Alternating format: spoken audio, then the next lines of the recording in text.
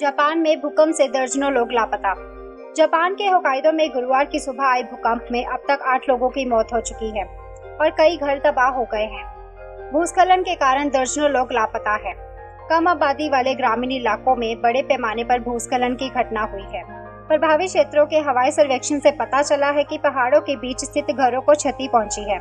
बिजली आपूर्ति की वजह से लोगों को काफी दिक्कतों का सामना करना पड़ रहा है। राहत और बचाव हेलीकॉप्टर लोगों को सुरक्षित बाहर निकालने की कोशिश में लगे हुए हैं। प्रधानमंत्री शिंजो आबे ने आपातकालीन कैबिनेट बैठक के बाद कहा, हम लोगों को सुरक्षित बचाने के लिए हर संभव प्रयास करेंगे। बता दें कि भूकंप के कारण 8 लोगों की मौत हो गई है।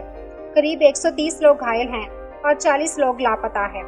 भूकंप के कारण स्पेरो में फोन सेवा भी प्रभावित है।